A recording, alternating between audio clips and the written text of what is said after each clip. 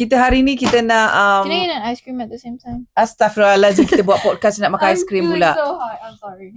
Sebelum kita memulakan vlog kali ini, kalau anda belum subscribe, jangan lupa subscribe, tekan butang subscribe dan notification button supaya anda tidak terlepas video-video yang terbaru. Hello, Assalamualaikum warahmatullahi wabarakatuh. Okay, mikrofon ni is working, dah aku nampak. Harapnya okay jugalah. Kita menunggu tetamu kita ya. So, tetamu kita ni dia boleh berhenti agaknya terkoncang kau apa bondo. Kata nak makan aiskrim pula. Astaghfirullahalazim. Mentang-mentang kat basement ni adalah tempat pot letak aiskrim kan. Kat belah sana tu, section sana adalah tempat letak aiskrim. Hey, sebab cuaca hari ni agak panas. Jadi bila panas ni makan aiskrim memang sedap lah kan. Boyonya muka kau manis. Asal telinga kau. Ambil takkan buat podcast sambil tu? Cepat. Okay, so passing to my part, I'm gonna tell Gen Z slang dekat mama and she has to guess what it means, or like short term of words and she's gotta guess what it is. Oh, that would be hard. Yes. That's it? I said this twice just now. I don't think you heard or you paid attention to it. What does dog mean? DAWG. Tak tahu? Like, Bahasa apa tu? English? like for example, like Oh. you're gonna record someone, like you can see their whole body and you're gonna say, oh, we can see your dogs, hide your dogs or something. Oh no. I don't That it even means know what is feet. that. Hide your feet. Bahasa apa tu? English? It's slang. Slang. Yelah, slang in English or in French? English, of course. Dog. Can see your dog? Oh, tak tahu. No, I don't know It's that. your dogs. No. What's up, gang? What's up, gang tu? What's up lah kan? What's up? Oh yeah. What's up lah kan? Hello, hi. How are you? Ayolah, what's up, gang? It's easy to understand lagi. Buat podcast ini pertama sekali buat podcast orang makan aiskrim sambil buat Sorry. podcast. It's so... Sorry. Big mood. Huh? Big mood. Contohnya bagi ayat? Like you're gonna say something that I agree to. Big mood. I don't know. It means that you relate to something. I never heard of it. TUFF. Tough. Tak tahu? Like for example, like there's somebody that's gonna be dressed. I think they dress really well. I'm gonna say your outfit is so tough. Tu bahasa mana datang itu? That's Gen Kak Ida Z. tahu ke if you say that? Kak Ida tahu? Kaya I'm pretty sure she only knows French. It means like tough is tough. Spill the tea. I'm pretty sure you know this. Spill the tea, just tell me about it. Yes. I'm hyped. In the mood lah. Mhm. Masalahnya, you say this kind of thing, Gen Z punya in English. At school, you don't even say that, right? Because here it's in France. I don't say it I say it like So who do you say that to? Shaira sometimes.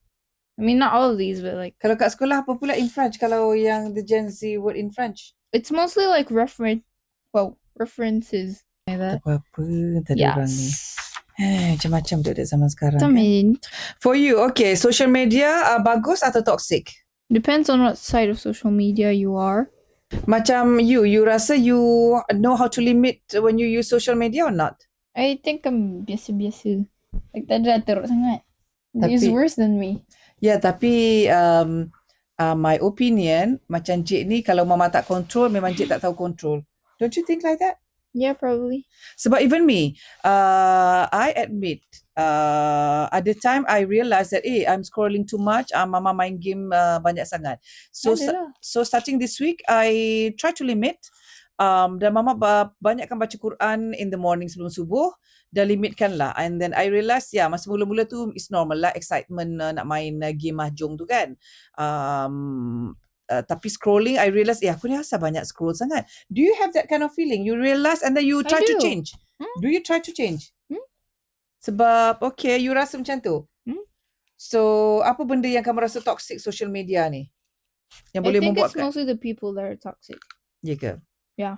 Okay, beritahu pasal friendship drama. Apa drama dengan kawan-kawan kan yang ada. Dia lah drama, you know what drama yang... Cerita lah. My life. Yes. Paksa ko cool. I'm not gonna say any names because that's not a thing to say. Cakap Melayu lah kalau boleh. I do like I've got this close friend who Cakap Melayu. ada orang ada start created a rumor about a girl. I don't remember what she did. Like she did something like considered kind of crazy, and like she didn't mind her own business, so she said it to everyone. And then like that friend, she's like one of my best friends, and like she came up to me talking about it, and then she tried to make me involve in that just so I could defend her or something. I said that I didn't want to be part of that That's good. thing, so I That's just and I dia perasaan always dia do macam that. dia macam mana She dia? didn't mind. She understood. So you jangan get yourself involved dalam people's matter. Don't Yeah. try to be the problem solver. When it doesn't involve you, you jangan masuk campur. Sebab many times it happens to me, it's not my problem. I'm trying to be someone who solves the problem. In the end, it gets me into trouble. So you don't be like that. I don't try. So you mind your own business, okay? Kalau kita tengok cerita orang putih kan, especially cerita from US ke apa, bullying, ada tak? Contohnya dekat kantin, bully orang yang I nerdy-nerdy, mean, ada tak? the only bullying I saw is in my class. There's like these two boys in my class that are like catching up on this guy, and they say like they're gonna say ooh, and then they're gonna say his name, and they're gonna make fun of him or something. And they always make joke about this guy, but of course he defends himself, so that's okay. I don't think it's considered bullying. Tapi tak adalah bullying macam teruk-teruk macam dalam cerita-cerita tu Tapi lah. orang lain tak ada protect dia kan? Defend him tak ada? Adalah, mestilah ada. Oh, adalah. Tak My adalah orang class protect is defensive. school pressure versus real life. Just like Cakap Melayu lah. the shift between this year dengan tahun lepas, sebab this year kan it's the year of exams, bila you nak decide which like about your future. So there's like this sudden pressure on us. So rasa pelik, tapi I got adapted fast. I Sebab guess. sekarang Jade middle school, September ni akan masuk tahun baru, dia akan masuk high school. So memang satu situasi yang baru untuk dia lah. So dia akan, yelah, dalam kehidupan mestilah kita akan ada tekanan, pressure sebab new life kan. So it's the same thing for you. What do you think about the modesty, fashion, all that dekat sekolah dengan kat sini compared to you? Sebab kita orang Islam kan, kita ada limit cara berpakaian semua. Like fashion Yeah. wise? So ada tak you rasa difficulty dengan, sebab you are mix French dengan orang Melayu, kalau ikutkan orang French kat sini macam mana they wear stuff like that. So cerita sikit. Saya tak follow trends in France. I mean, how do I say this? I dress myself like my own way. I don't dress to copy others. I don't do stuff to copy others. So rasanya it feels easy to me. I don't know, for some reason. Tapi I think that covering your body more, like being modest, doesn't change anything. Huh? No, it doesn't change anything in a way like it's not gonna make you ugly or something. Okay. Tapi bila orang lain in school, they usually wear not so modest. Not my friends though. So your friends tu pakai modest lah. Yes. So you are selective between untuk your friends lah. Of course, me and my friends that pakai tudung are the most modest lah, logically. Yeah. Okay, kita nak cakap pasal advice pula, memberi nasihat. Okay, anak memberi nasihat kepada ibu dan ibu memberi nasihat kepada anak. So kita start dengan Jade dulu. Jade, apa yang nasihat Jade nak bagi pada mama that you wish for me to change? I think it values untuk kita Cakap Melayu. berdua, tapi you should start worrying less. I mean, not worrying less, like stop caring so much for people. I'm referring to Abang currently. Huh? Like I feel like you're being sad because like you worry too much. It's not because it's about your children, kan?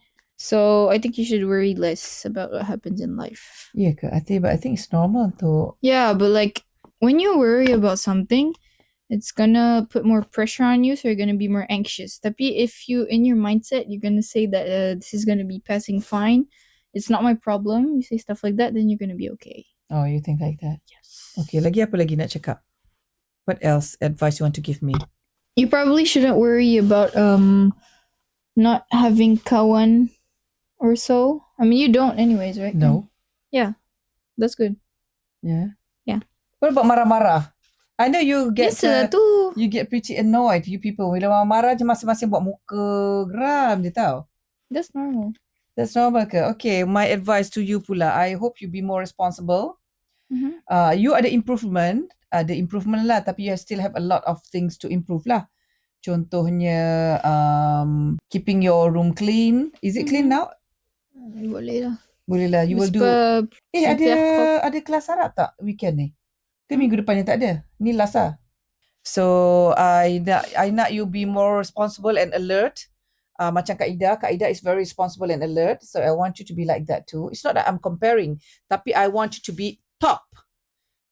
Each kids, I will tell them to be in life, kita kena be top of each of other people, okay? Maknanya kita akan kena perbaiki diri kita lagi.